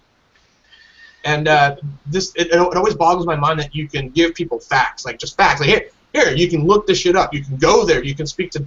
You know, you have the internet, you have the world at your fingertips, and they would rather sit comfortably and just go, nope. You know, it's like, nope. Yeah. You know, one of the things that annoys me is that so many conservatives in general are opposed to abortion. They've never even read even parts of Roe versus Wade. They just know that the decision was bad. They are completely ignorant about it, and have maybe heard people talk about what the content of the Supreme Court decision, and but they have no idea what it contains, and they can't articulate any of the arguments that were made that you know brought the court to that conclusion that made abortion legal.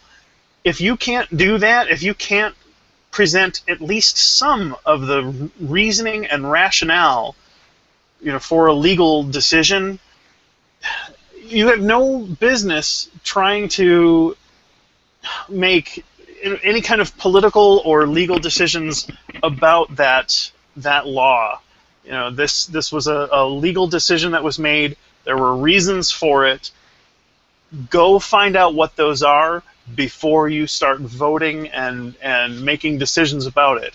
You know, once you have that knowledge and understanding, at least on a rudimentary level, sure, now we can engage in some conversation. But until that time, you're ignorant. You don't understand the ins and the outs of it, and there are, you know, kind of nuanced ideas that had to be made, and decisions that had to be made because of the nature of conception and childbirth and the kind of the early stages of life.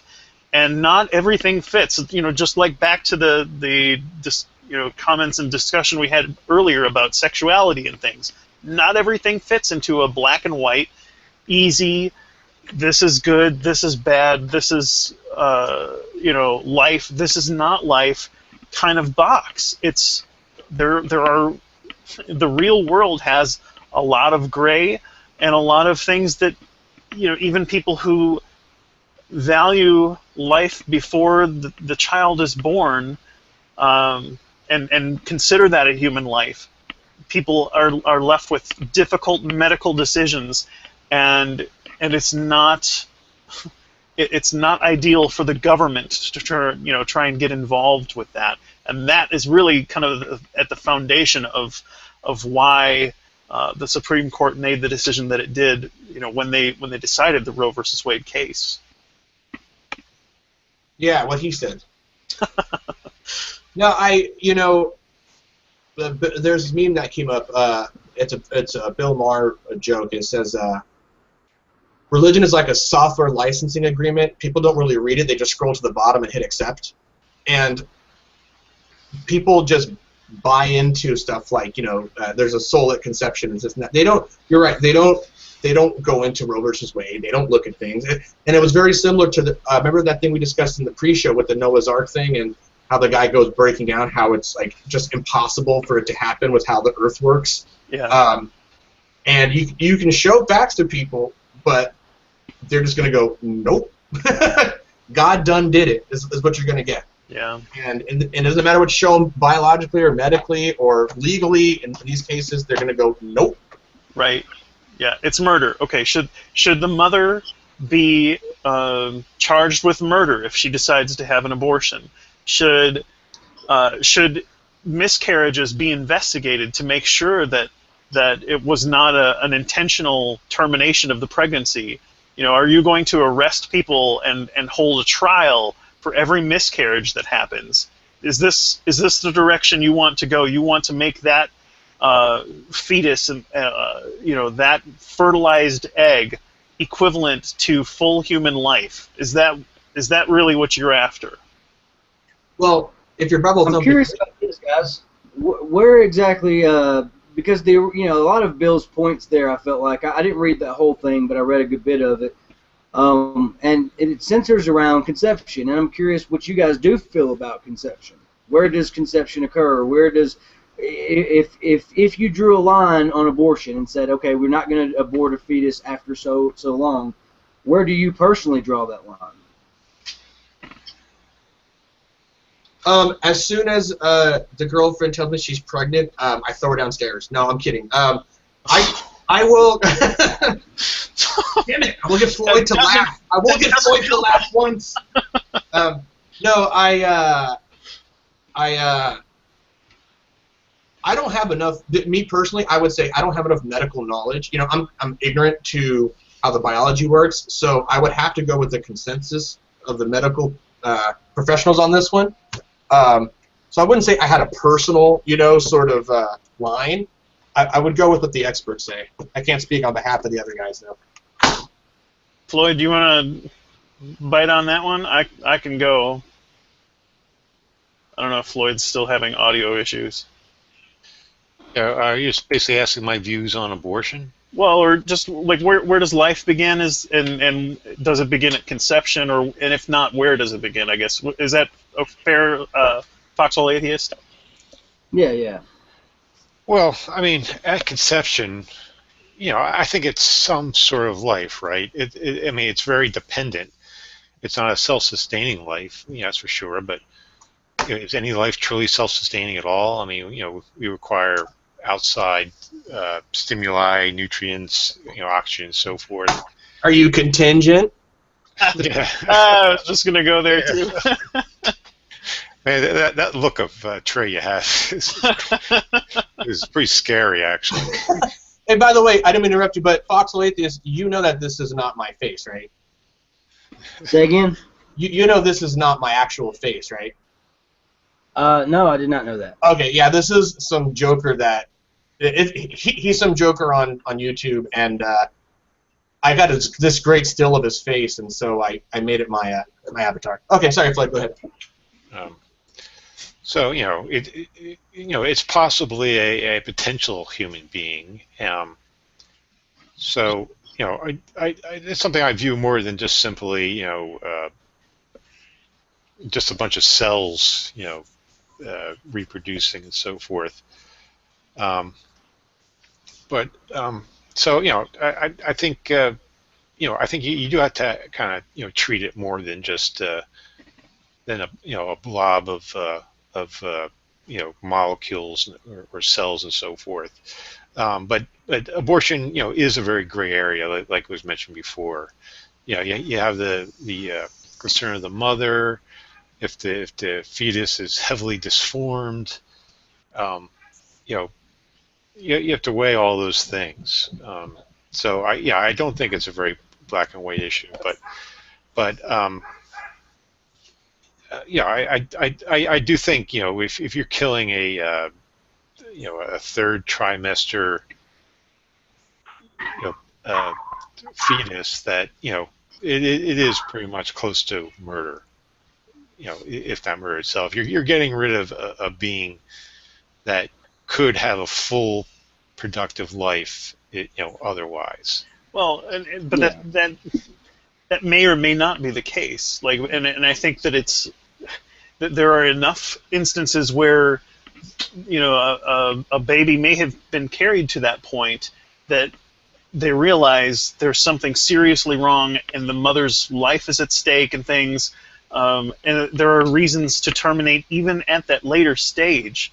When you have two lives that are intertwined like that, that are medically kind of interdependent in some way, shape, or form, the lines get fuzzy. And I think there is a reason that we allow for decisions to be made at that level by the woman and her doctor. And it's something. Do you want to? It's already a difficult and sometimes very. There's a time limit on the length of time it would take to go through and present a case in a court or something like that. Our system is not. It's not built to deal with things in a timely manner. Sometimes it can be a matter of hours or even less than that when doctors have to make a decision, when the family has to make a decision, and you can't just have a law that just says this is good and this is bad and that's the end of it.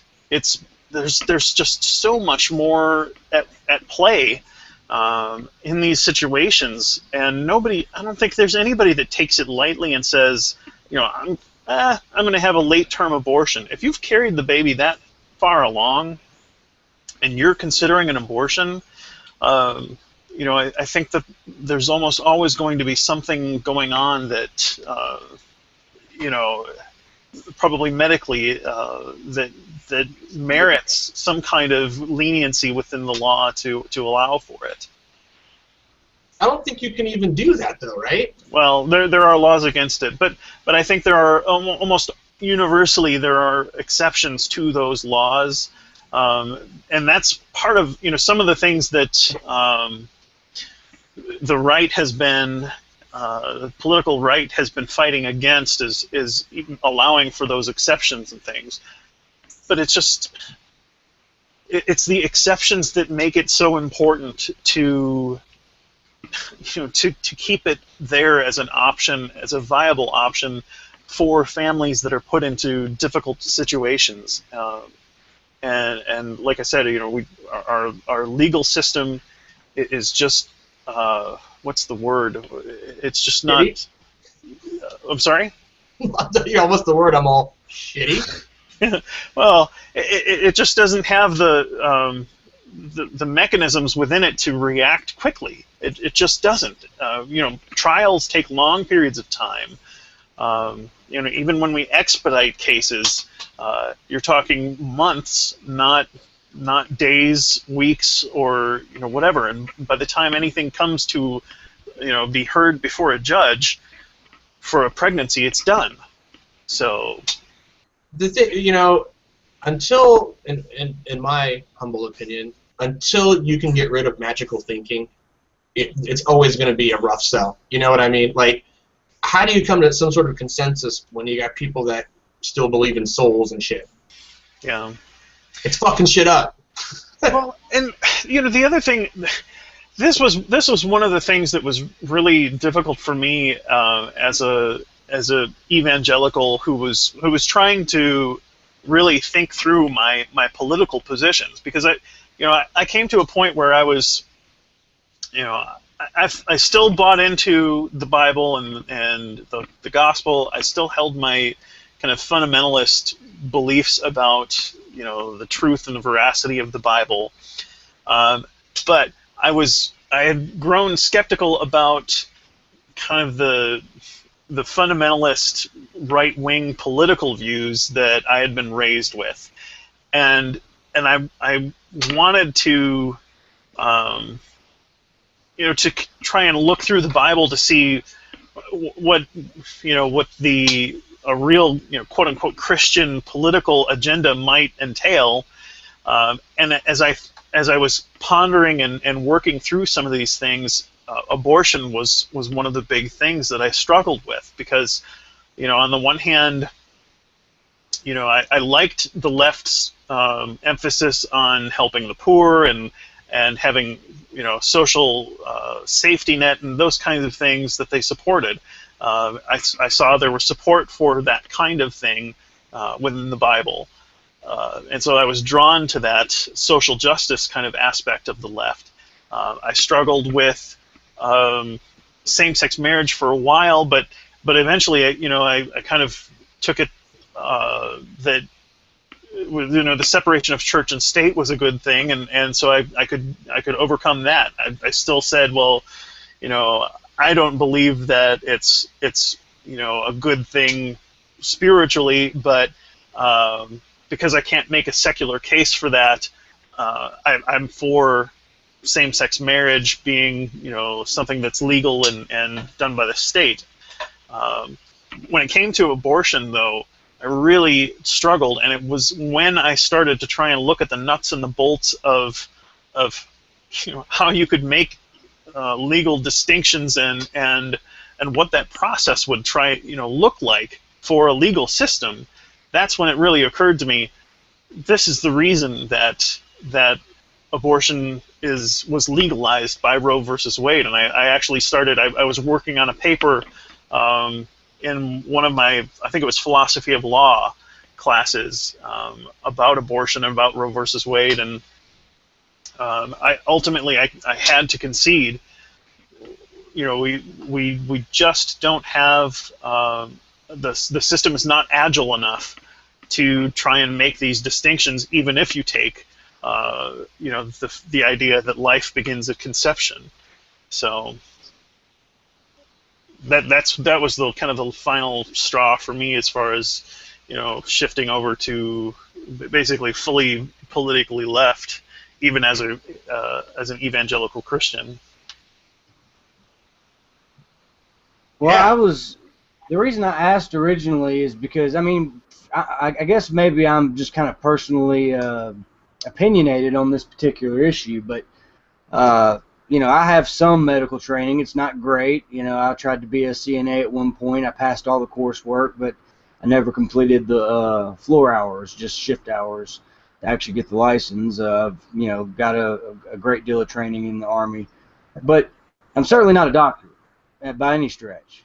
But I think that one of the arguments from Roe versus Wade stands out. It stands out to me to be very, very compelling, which is that, and the science on this has actually gotten better to where we've actually maybe refined this date a bit, that prior to a certain fetus, the brain synapses are almost firing randomly. There's some cohesion, basic functions that are occurring, trigger, heart, and all this stuff, but it's not really a human brain yet. It's not conscious. The network's just not there. There comes a point somewhere between 22 and like 24 weeks. I don't know if the number off the top of my head, so it's right about there, where it kind of suddenly turns on. You can check it out, and optical firing properly to the right inputs corresponding to the brain, and so certain other responses to stimuli around in the womb, things like that, suddenly happen where they should in the brain. And I think, to me, that was a fantastic argument to say, at that point, it's conscious. The brain has built the proper number of neurons, whatever that is, to achieve awareness. And it is bad that maybe there should be a cutoff date for abortion. I think that is the most compelling argument. It was mentioned in Roe versus Wade, but the science we have on it, like I said before, today is just, I think, pretty staggering to say this is what occurs. And so for me, that's where I think I draw the line. And I'll say, okay, after that, we can kind of consider that this thing is no longer just a potential human, a potential growth, a collection of cells. And I point out, that many abortions occur before, it's more than just a collection of cells. I mean, you can bite a chunk of dead skin off your finger and get more cells than a lot of abortions that take place. So, I mean, to me, I think we have to allow it. We absolutely have to, until we have a society that's set up to where, one, let's say there's no risk to the mother. Maybe we could transfer the fetus out into an artificial womb. All this other kind of, things that they are working on. Unless we can do all of that stuff and support and have all the infrastructure to properly care for these children, then no, we have to have abortion. And I think that that's a fantastic argument for a cutoff date. Maybe even our new science should refine it somewhat. Yeah, I think they're always working on or they're always refining stuff, especially for that. I mean, it's a huge topic. Huge. Yeah. Well, that's what I have for my Google feed. Does anyone have anything that sticks out in their head that they want to touch upon? No? Come on. I'll give myself a plug here. I had a conversation with Super Muslim last weekend. How'd that go? I thought it was really fun. It wasn't confrontational. I really was just kind of trying to introduce him to the community. He's a really nice guy. It was just really kind of a way of getting to know who he was as a person, more than to say, well, I disagree with Islam. We kind of looked for common ground and things like that. But it was a good conversation. Anybody that's interested in learning more about Islam, or even just engaging in discussions with Islam, I highly recommend Super Muslim. You can look him up on G+, or check out my video with him on my channel. But he's a really nice guy, and I think it'd be one of the reasons that I wanted to have a conversation like that with a Muslim was because I think it benefits everybody to have more diversity within our community, in our quote unquote great debate community. We have fundamentalist Christians who, I think, I don't want to speak in too sweeping terms, but a large number of them have never really been exposed to people from other religions. They've been exposed to atheists, and like we were mentioning earlier, when these apologists run into a deist like Skylar Fiction, that can cause some problems for them with their apologetics and things. And I think the same is true for their apologetic approaches that they take, even more so if they're trying to argue their case for the Christian God, when they are faced, theoretically or hypothetically, if they were being, confronted with a Muslim who held to the Quran. There are more things the same between Islam and Christianity than there are with Christianity and deism. So a lot of the arguments that they try to make, I think, would be exposed the fact that they're problematic, because you have people on two completely different kind of foundational beliefs arguing in such similar ways, and showing, look, we can use the same kinds of arguments here to get to the Quran as we can here to get to Christianity. And I think it's just a good experience for people to be exposed to that fact. And I think we lack kind of that Muslim voice within our community. And I think it would be beneficial both to Christians and to Muslims and to just reason in general to have that voice brought in. So I thought you were trying to get him on the show. And he got scared or something, right? Well, no, not yet. I mean, I do. I think it would be good to bring him on the show. I kind of wanted to have a one-on-one with him first, just to see. But I'll try and invite him onto the show in the next week or two. Here, I'll communicate with him.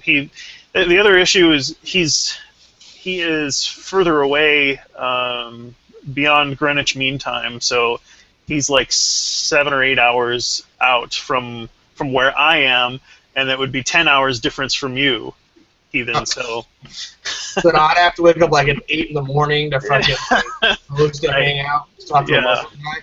I would actually do that. If he would get for it, I would actually do it. Yeah. That's one of the goals I want to do, is have a Muslim and have a neo-pagan on the show. Does anybody know any neo-pagans? Neo-pagan? I mean, I know. What is neo-pagan? Just New Age pagan? Yeah, if I'm not mistaken, someone correct me if I'm wrong, but neo-pagans are contemporary people, right? That still hold to the old Norwegian gods and traditions. Yes, I do. There was one on our Hangouts. I haven't seen him in a while. I think he was in like Nadia's Hangout. I've got one attached to our network. Really? Indeed. Yes. He refers to himself as a polytheist, but he does hold to some of those old gods. Yeah, it was a show. Gosh, I forgot. It was a long time ago, and this girl had mentioned that her parents were neo-pagans, and they would do stuff like leave fruit and stuff out for the fairies to come. Like we would leave cookies out for like Santa Claus, that kind of thing. And they had certain rituals for the seasons and stuff like that, and like like the Yule log was based on like old pagan traditions, and it was just really fascinating. I'd love to talk to somebody and kind of pick their brain, Yeah, he's done interviews and he's been a guest on our shows and stuff like that. That's kind of more how he's attached to us. He joins us for a debate once in a while. He's fun to argue with, smart guy. Anyway, his name, he goes by Ocean on Google+. Oh, yeah. Yeah, that's probably who Floyd was thinking of, right? Maybe, yeah, it's been a while. Who is it? I mean, he's educated, too. If you're talking about the same guy, I mean, like Ocean. He knows the history. He's just not a New Age, crystals, right. Aura, smell the incense sort of guy. He knows the he knows the background and history of it, and and he takes it seriously. Oh, that's interesting. Yeah, I that's pretty cool. That's pretty cool. Yep, that's him. And we won't even I won't even be half the a-hole that I normally am to Christians. So he seems like a nice guy. Yeah, well, he's interesting in conversations because in a lot of ways he'll you almost start to think, well, okay, this is another skeptic and atheist, but then I know recently I was in a conversation with him and I was thinking that that's what he was, and then he makes a comment that took me out of left field almost, and I was like, wait a minute, where are you coming from? And that's the reason why, because he's not a Christian, but he's not an atheist either. So yeah, this lady in particular was like she was like, her parents are still like trying to appease Freya and Loki and the whole thing, and I was like, it's like, holy shit. Well, oh crap. That's awesome. So yeah, and it's nice. It's nice to have some different material and different content to be in a discussion with. We get so much of the fundamentalist stuff that it almost kind of gets to get old and dry. You know, a lot of times what the other person is going to say before they are going to say it, and like talking with Tommy or Veckel and those guys, it's just like, ugh. How many thousands of times have we had these same conversations? I haven't talked to any of them yet, actually. Well, I don't jump into rooms, though. I don't jump into rooms. You've engaged with Tommy and in chat and comments. Yeah, in comments and things. Yeah. So, my chats with Tommy always end up the same. I bring up criticisms about the Bible, and he can't answer them at all, and then he diverts to evolution. Yeah. I wonder what they would attack if they didn't have evolution. Like that seems to be the go-to. Physics, gravity. Are you? Have you run across any presuppositionalist foxhole? Oh, absolutely. I've talked to some of the big ones. We've had Matthew Bell on the network as well for YouTubers. He appeared. He actually, and it was actually really enlightening. It was good for the slightly newer to that debate scene crowd that hosted that episode.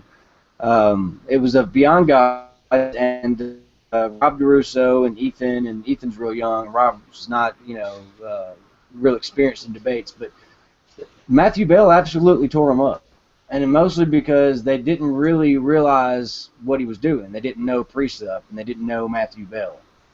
And so they made erroneous assumptions, and throughout that entire thing, he chewed them up.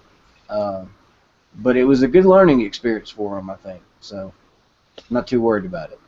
Yeah, but ran across like the Eric Hovind style pre-suppers.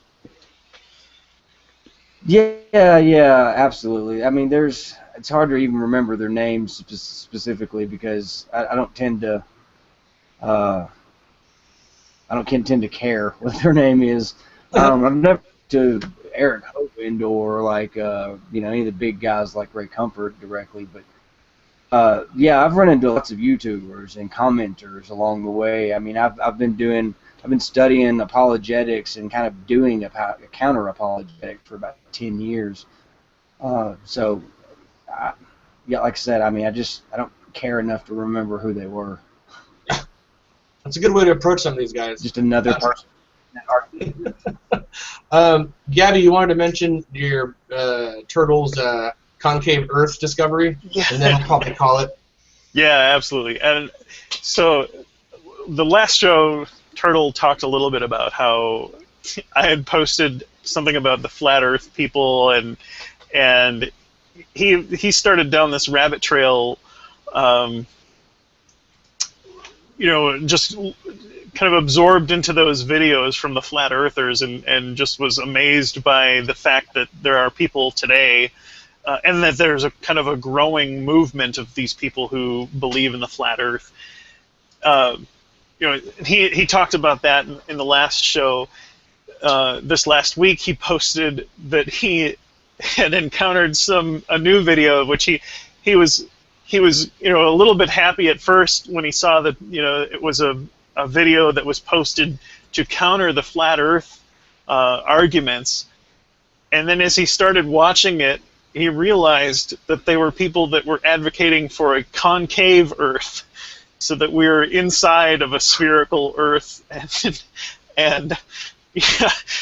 So I don't know. I found that very amusing.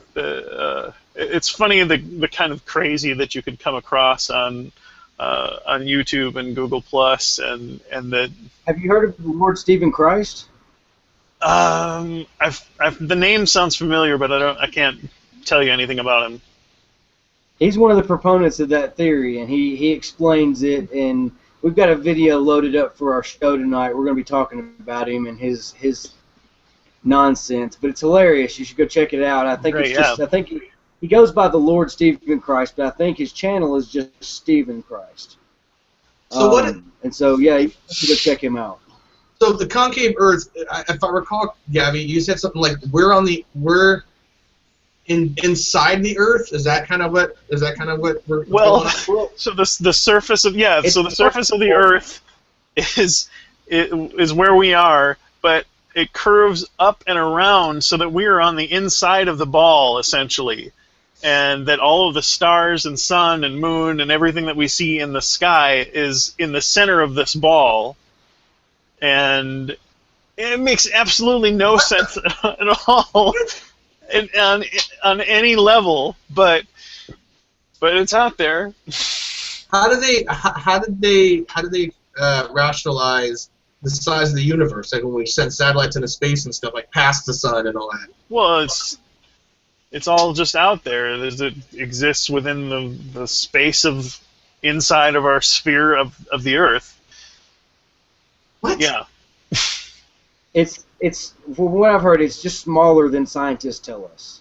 It's there. Like I think Stephen Christ calculated that Saturn is about 5 or 6 feet wide.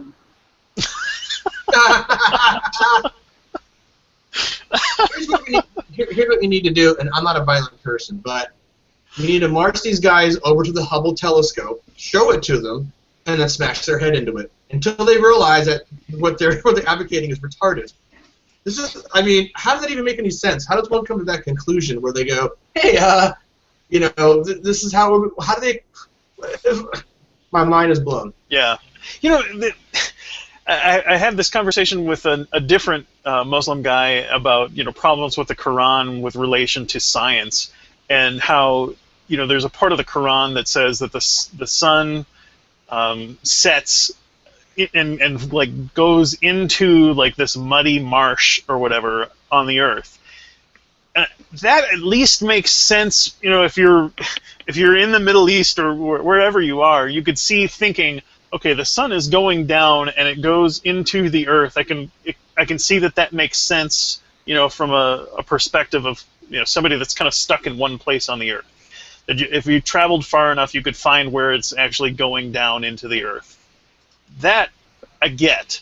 Concave Earth makes no sense from any kind of perception at all, because the sun does go down below the horizon, and comes up from the horizon. How is that possible in a concave Earth thing? Maybe I just need more education on it. I don't know. The sun travels in the path of like an open zipper. So it comes across the sky on one side, dips under the rim of the bowl of the concave Earth, and then it comes back up. Uh-huh. That's how they explain it. Well, oh my gosh, that's dude, fantastic. That so blows my. That's so like science fiction, like. So you know what I mean? Like that's like some Prometheus shit. You know what I mean? It's like you don't even. Wow. I wonder who came up with that. Like how that. For like public space travel. You know what I mean? Like privatized public. You can go jump in a shuttle. They will take your ass up into space, and maybe, just maybe, then this whole the Earth isn't round fucking nonsense will die, because we can take all those people and be like, fuck it, we're gonna pay for your trip up there to see this motherfucker with your own eyes, and shut up. Yeah, you can do that with Virgin flights, right? Like but it's not $100,000 or something, and you can, or something like that, or you can fly them. Think about the low orbit so they can see, like, It's not feasible as far as financially yet, so. Well, if we took all the people in America and have them donate $1 to, like, it's like send a fundy to space, like, campaign. So. Fund to fundy. But by the way, we got one downvote on this hangout already. What? So yeah. So fuck you to whoever that guy is. That's probably free speech. All the people that follow me around and downvote everything I appear on or have anything to do with. I have my own trolls. By the way, it's weird because just this week we had a panel member go on hiatus for a little while who was Fox in the Know, and I want to call you Foxhole, but a part of me just says Fox in my head, and I feel that's so sacrilegious to Fox in the Know. I can't call him just Fox. I got to call him Foxhole. Anyway, we're about 2.5, so I'm going to call it. I'm hungry as a mofo, so I'm going to go eat some lunch.